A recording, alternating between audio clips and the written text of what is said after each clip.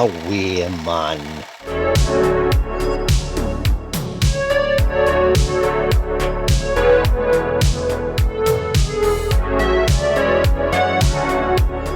I've said it once and I'll say it again. Newcastle upon Tyne is a cracking city.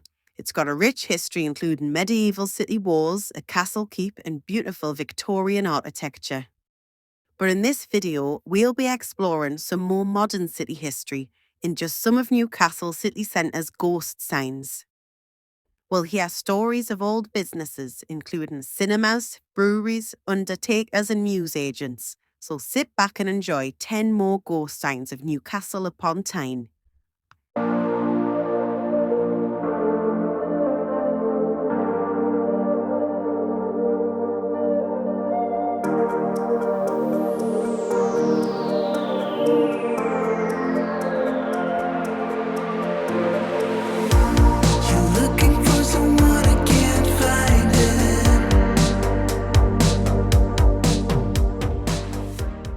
This is the Bruce Building on Percy Street.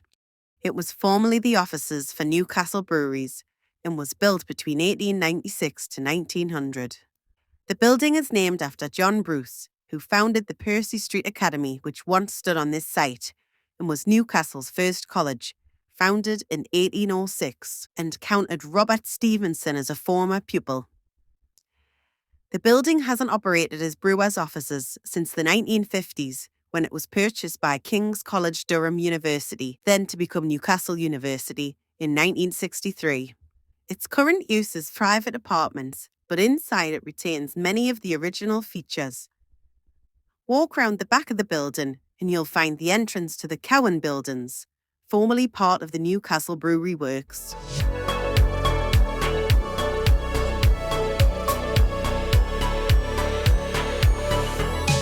This star and plaque, seen at the former main site of the Newcastle Breweries on Corporation Street, is now part of Newcastle Helix. Newcastle Brown Ale began production at the brewery in 1927 and features a distinctive blue star on its branding. The brewery main site was closed in 2005. The sign reads established 1770. This was the original foundation stone from the Barris Brewery in Gateshead, which was transported across the Tyne and installed in the new brewers' accommodation block, which was built in the brewery yard. The date 1770 is reference to the original establishment of John Barris's brewery, and 1884 is the date the stone was moved to Tyne Brewery by John Barris Jr.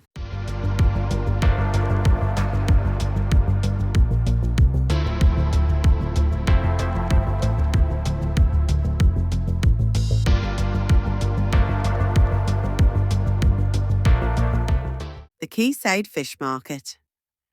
The original fish market was sited in the Guildhall nearby, but the building seen here today was opened in 1880 to replace the former Guildhall Fish Market. However, it wasn't used for long until the fish markets were transferred to other more convenient parts of Upper Town, such as the Granger Market. Later on, in the 1970s, the building was converted into a cold storage facility. Then, in the 1980s, it was used by an advertising company. Afterwards, it was used as a nightclub. The fish market sign can be seen above the doorway and also Neptune and his fishwife sculpture above the building.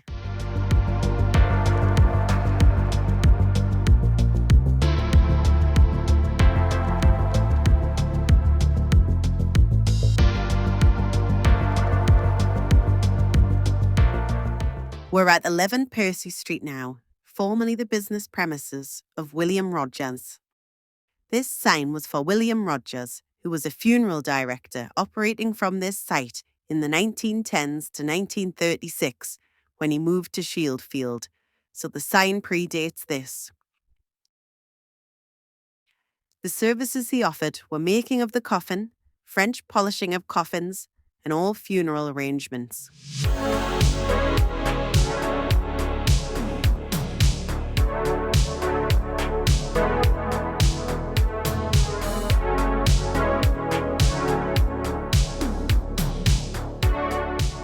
Here's a ghost sign from the same building on Percy Street.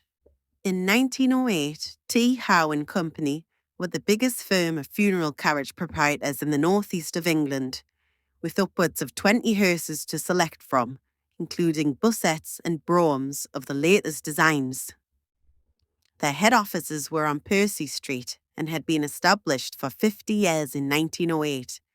They had a stud of over 100 horses, exclusively for funeral work. In 1912, 2 horses attached to a funeral car belonging to Howen Company took fright at a stationary steamroller on the corner of Hood Street in Newcastle. It crashed into the shop front and window of a pawnbroker and jeweller, Bagnall, on Pilgrim Street, causing extensive damage to a display of china, vases and tea services. By 1933, Howen Company had moved to Helmsley Road, and by then were specialising in cars. In 1971, the company was closed and their fleet of Rolls-Royces were sold off.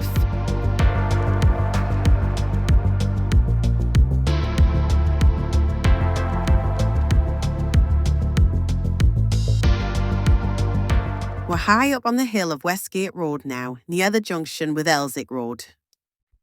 Frederick Sidle was a newsagent who lived with his wife at 303 Westgate Road and died in 1935, having had the business and being well known in the Arthur Hill area for 30 years.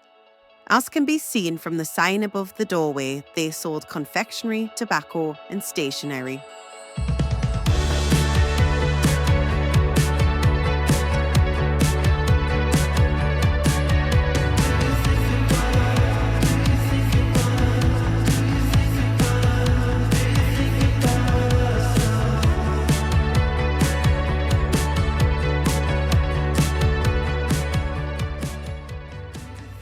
The Exchange building on the quayside was built in the 1860s and is now a Grade II listed building. The architect was William Parnell, and the building at the time was used for shipping, import and export companies. It now houses retail and hospitality businesses. Ghost signs to its former use can be seen in the downstairs windows.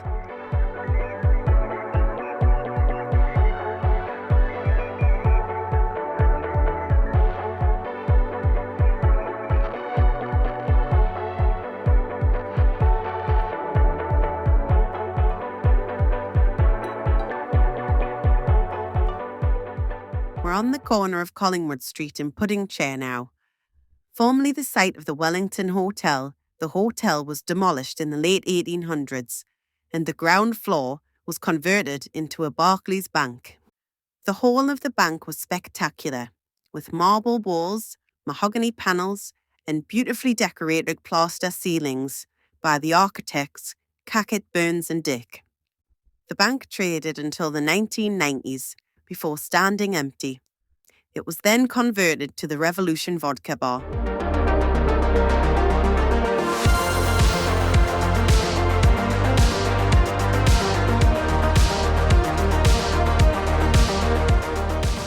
We're on Westgate Road now, near Bath Lane for the next one. The Tyne Theatre opened in 1867 as the Tyne Theatre and Opera House, designed by William Parnell's architects.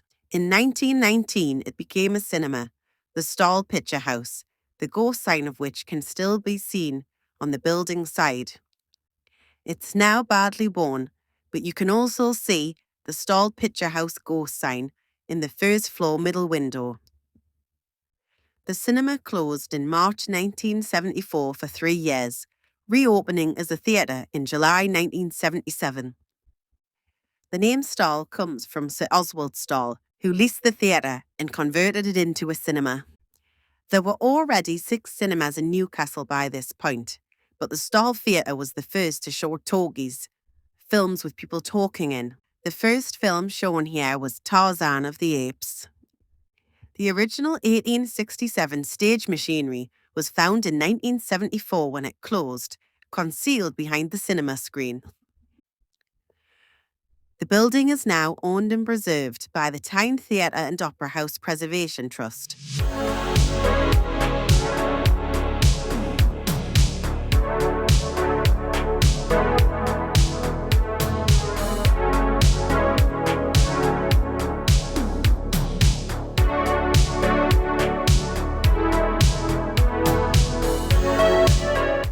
Look up at this clock on Northumberland Street near Ridley Place and you'll see the old ghost sign for Northern Rock. Northern Rock started in Newcastle in 1965, formed by merging two local banks, Northern Counties Permanent Building Society, which started in 1850, and Rock Building Society from 1865.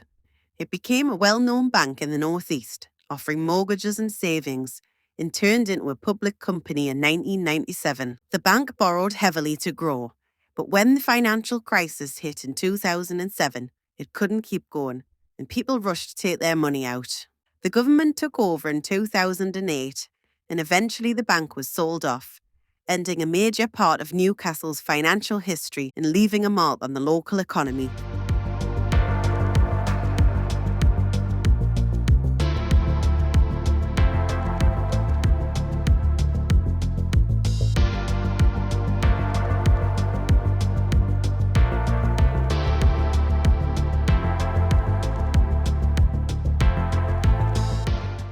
The ghost sign of the post office stands on this former post office building on St. Nicholas's Street, built in the 1870s.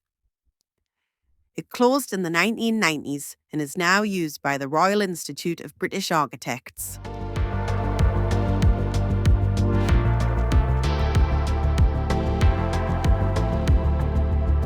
I hope you enjoyed learning about these ghost signs of Newcastle upon Tyne as much as I did.